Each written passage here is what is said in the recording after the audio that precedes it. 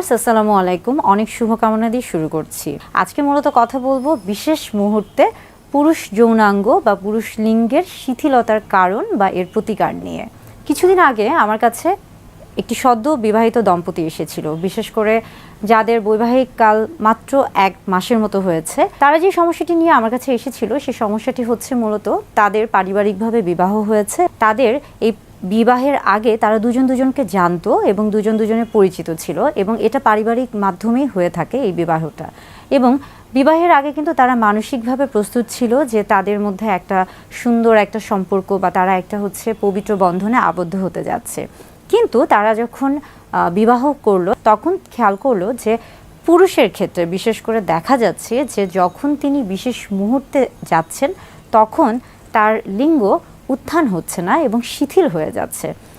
আবার তিনি এসে আমাকে বলেছেন যে হয়তোবা তার মধ্যে উত্তেজনা কাজ করছে, আগ্রহ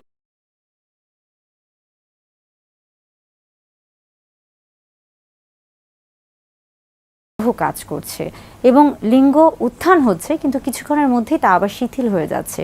এবং সেটা দেখা যাচ্ছে যে অনেক সময় যোনিপথে প্রবেশের আগেই শিথিল হয়ে যাচ্ছে, আবার অনেক সময় যোনিপথে প্রবেশের পরপরই শিথিল হয়ে যাচ্ছে।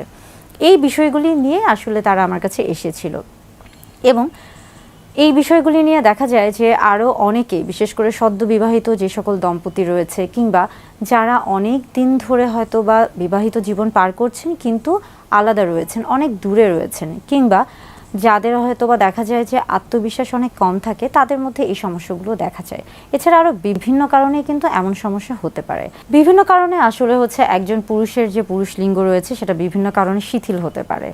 অনেক সময় দেখা যাচ্ছে যে একজন পুরুষ যখন বিশেষ করে মানসিকভাবে প্রস্তুত না, হয়তোবা তিনি মানসিকভাবে প্রস্তুত কিন্তু তার মানসিক অবস্থাটা কিভাবে আছে, অর্থাৎ সে কি স্বাভাবিক অবস্থায় আছে, তার যে মানসিকভাবে তার যে যৌন চাহিদা বা যৌন ইচ্ছা বা যৌন যে স্বভাব, এটা কি আসলে স্বাভাবিক নাকি অস্বাভাবিক, বা এটা কি সাধারণ নাকি অসাধারণ, এই বিষয়গুলিকে আসলে বুঝতে হবে।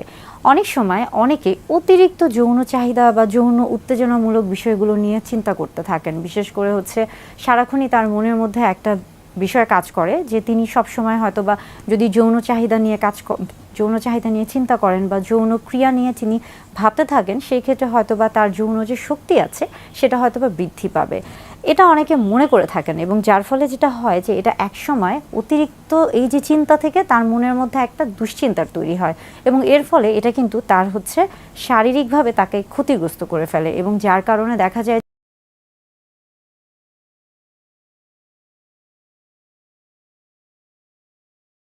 যে তিনি যখন আসলে সেই ক্রিয়ার মধ্যে যাচ্ছেন বা তিনি যখন আসলে সহবাসে যাচ্ছেন তখন তিনি আসলে মনোযোগ দিতে পারছেন না, কারণ তার মনোযোগটা কিন্তু ওই যে সবসময় এরকম একটা ধারণার মধ্যে ছিল যে তিনি কিভাবে শুরু করবেন বা কখন শুরু করবেন বা কিভাবে তিনি কাজটা করবেন বা আদৌ তিনি সেটা করতে পারবেন কিনা, এই যে বিষয়গুলি নিয়ে তার মধ্যে যে একটা চিন্তা এবং এখান থেকে দুশ্চিন্তা, এই কারণে দেখা যায় যে অনেক সময় ঠিক বিশেষ মুহূর্তে উত্তেজনা কাজ করলেও শিথিল হয়ে যাচ্ছে বা লিঙ্গের উত্থান হচ্ছে না, শিথিলতা হচ্ছে। এটা যেমন মানসিক দিক থেকে। আবার আমরা যদি শারীরিক দিক থেকে চিন্তা করে থাকি, সেই ক্ষেত্রে আসছে যে একজন মানুষ যদি বিভিন্ন কারণে শারীরিক দিক থেকে আসলে ক্ষতিগ্রস্ত হতে পারে বা বিভিন্ন কারণে শারীরিক সমস্যার জন্য তার লিঙ্গের এই যে শিথিলতা হতে পারে। যেমন প্রথমে আমরা বলতে পারি যে তিনি যদি বিভিন্ন রকমের কোমরবিড কন্ডিশনে ভুগে থাকেন, অর্থাৎ দেখা যাচ্ছে যে তিনি অনেক দিন ধরে ডায়াবেটিসে আছেন, উচ্চ রক্তচাপে আছেন, কিংবা তার কিডনির সমস্যা বা হৃদরোগের সমস্যা কিংবা লিভারের সমস্যা বা জটিল কোনো রোগের তিনি অনেক দিন ধরে আক্রান্ত, যার কারণে কিন্তু এই সমস্যার সম্মুখীন হওয়া খুবই স্বাভাবিক। আবার অনেকের ক্ষেত্রে দেখা যায় যে অনেকে আছেন বিভিন্ন রকমের ওষুধ গ্রহণ করছেন এবং সেই ওষুধগুলোর হয়তো বা পার্শ্ব প্রতিক্রিয়ার কারণেও তার এই সমস্যা হতে পারে। আবার দেখা যায় যে অনেকের ক্ষেত্রে, বিশেষ করে পুরুষদের মধ্যে অনেকেরই একটা সময় গিয়ে কিন্তু হরমোনের তারতম্য দেখা যায়। অনেকের ক্ষেত্রে বা অনেকের শরীরে টেস্টোস্টেরন হরমোন কমে যাচ্ছে, আবার অনেকের শরীরে প্রোল্যাকটিন যেমন বেড়ে যাচ্ছে তেমনি এস্ট্রাডিওল বেড়ে যাচ্ছে, বা থাইরয়েড হরমোনেরও একটা তারতম্য দেখা যাচ্ছে। এই যে বিষয়গুলি, এগুলোর কারণেও কিন্তু লিঙ্গের শিথিলতা হতে পারে। আবার দেখা যায় যে অনেকের মধ্যেই বিশেষ করে স্নায়ুতন্ত্রে বা স্নায়ুকোষে বা শির দ্বারাতে বিভিন্ন রকমের সমস্যা থাকে, প্রোস্টেট গ্ল্যান্ডের সমস্যা থাকে, এর ফলেও কিন্তু এই যে লিঙ্গের শিথিলতা এটা হতে পারে। অর্থাৎ বিভিন্ন কারণে বিশেষ মুহূর্তে লিঙ্গের শিথিলতা হতে পারে, তবে সেই কারণগুলিকে জানতে হলে বা সেই কারণগুলি থেকে নিজেকে বাঁচতে হলে অবশ্যই চিকিৎসকের শরণাপন্ন হতে হবে এবং চিকিৎসকের পরামর্শ অনুযায়ী পরামর্শ মেনে চলতে হবে। এমন অবস্থায় দেখা যায় বিশেষ করে আমরা বেশ কিছু পরীক্ষা নিরীক্ষা করে থাকি, রক্তের কিছু পরীক্ষা করে থাকি, যেমন রক্ত পরীক্ষা করে থাকি এবং আমরা যদি বলে থাকি যে পুরুষাঙ্গের অর্থাৎ আলট্রাসোনোগ্রাম করে থাকি, পিনাল ডপলার করে থাকি। এর মাধ্যমে দেখা যায় যে পুরুষ লিঙ্গে আসলে রক্ত প্রবাহের অবস্থাটা কীরকম, সঠিকভাবে রক্ত প্রবাহিত হচ্ছে কিনা সেটা দেখার জন্য। এক্ষেত্রে আমরা সবসময় বলে থাকি যে আসলে সাজেশন বা অ্যাডভাইস বা উপদেশটা কি হয়ে থাকবে। উপদেশটা মূলত বলা হয়ে থাকে যে আপনি যখন একটা সম্পর্কে যাচ্ছেন, অর্থাৎ নারী পুরুষ বা স্বামী স্ত্রী যখন একটা সম্পর্কে যাচ্ছে, প্রথমেই সবার আগে আপনার মনটাকে স্থির করতে হবে। স্বামী স্ত্রী উভয়ের মধ্যে একটা সম্মতি থাকতে হবে, আপনাকে মানসিকভাবে প্রস্তুত থাকতে হবে। অতিরিক্ত চিন্তা কিন্তু দুশ্চিন্তার কারণ হয়, তাই অতিরিক্ত চিন্তাকে বাদ দিতে হবে। এবং ফোরপ্লে কিন্তু অত্যন্ত গুরুত্বপূর্ণ। আপনি যতই আসলে চিন্তা করতে থাকেন না কেন যে আপনি কিভাবে করবেন, কখন করবেন, বা আপনাকে অনেক বেশি একটা কার্যক্ষমতা দেখাতে হবে, এই জিনিসগুলো থেকে সবসময় নিজেকে বিরত রাখতে হবে। আপনাকে সবসময় ফোরপ্লের দিকে ফোকাস করতে হবে। অর্থাৎ যে আমরা বলে থাকি যে অর্গাজমে যাওয়ার আগের যে মুহূর্তটি রয়েছে, অর্থাৎ দুজনকে স্বামী স্ত্রী উভয়কে যে যৌন উত্তেজিত করা, এই বিষয়গুলির দিকে খেয়াল রাখতে হবে।